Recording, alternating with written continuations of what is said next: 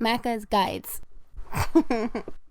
Hey guys, Macca here. I recently spent a day at X16 in Toronto, which is a showcase event that Xbox puts on every year, where they show some of their upcoming games, and one of those games was Gears of War 4. Now, a lot of us have played the multiplayer beta, which is what I thought they might be showing, but I was excited to get my hands on the actual campaign, and played a whole 10 minutes of it. I should probably mention that what you see is over-the-shoulder shots of Gears of War 4 campaign. I'm playing on an Xbox One, just a regular Xbox One, not a 1S. I did also get the chance to play the exact same demo on a PC at ultra settings 4K, running at 45 frames per second, roughly, instead of the 30 frames we got on the Xbox One. I'll get into what I played and some of the differences between the two versions I played and talk about what I thought. Let's get into it. So I honestly didn't get much context as to what part of the game I'm playing and what exactly was happening in the story. I didn't really ask because I would have rather not known.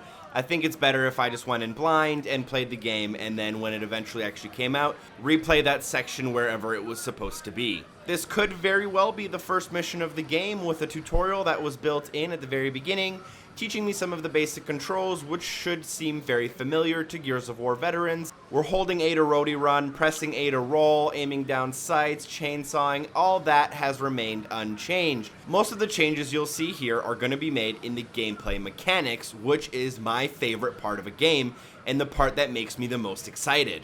The biggest changes in the game have been made to cover and environment, as well as some weapon changes. Now, the cover system in of itself remains the same. The only difference is a lot of the cover is temporary and can be destroyed either by the environment or by damaging it, or a combination of both. This means that you're never really safe behind a lot of the cover you take, but neither is your enemy. I really enjoyed this gameplay mechanic, being able to shoot the cover where an enemy was hiding and then leaving him vulnerable, while also having to worry about stuff happening behind me in terms of what cover I thought was there when I entered the area. I felt like it added a lot more decision making to my battles, which is something I never really thought much about in previous Gears of War games.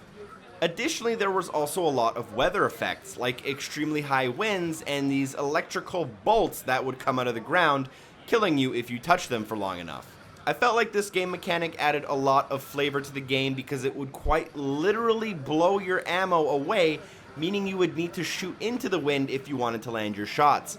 Additionally, it could carry stuff like cars across the screen to smash enemies, which you'll see coming up soon, and it really impressed me. Honestly, I thought Gears of War would be a very safe decision, and they've taken a few risks and they seem to pay off. The one thing I will mention that didn't impress me at all was the enemy AI, which seems completely unchanged and also very outdated.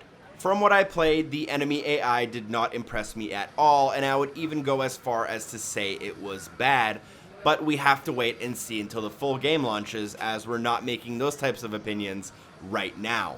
Also, I got to play with a couple of the new weapons in the game, like the buzzsaw thing that shoots literally saw blades at people. That was really cool, and some other stuff also. Got to play around with the cover and the environment stuff.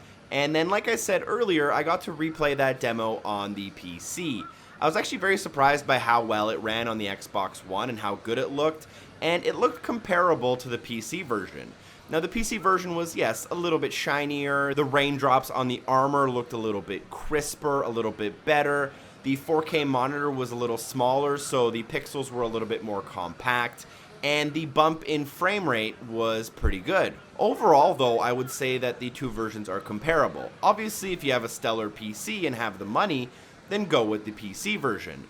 But I wouldn't be worried about missing out on a better experience if all you have is an Xbox One. Now, unfortunately, I wasn't able to make a direct capture, which means that the gameplay you have to watch is over my shoulder. This also means that there is no game audio, and all you can really hear in the video is a bunch of people talking in the background. I do, however, want the video to continue so you guys can see the whole mission for what it is. So I will let it play, just keep in mind the audio is not that great, and because it is over the shoulder, you're missing some of those fine details. However, I do wish that you enjoy the rest of the video. Thanks for watching, please share it with a friend, drop a like if you enjoyed it, and hopefully I see you next time. Peace.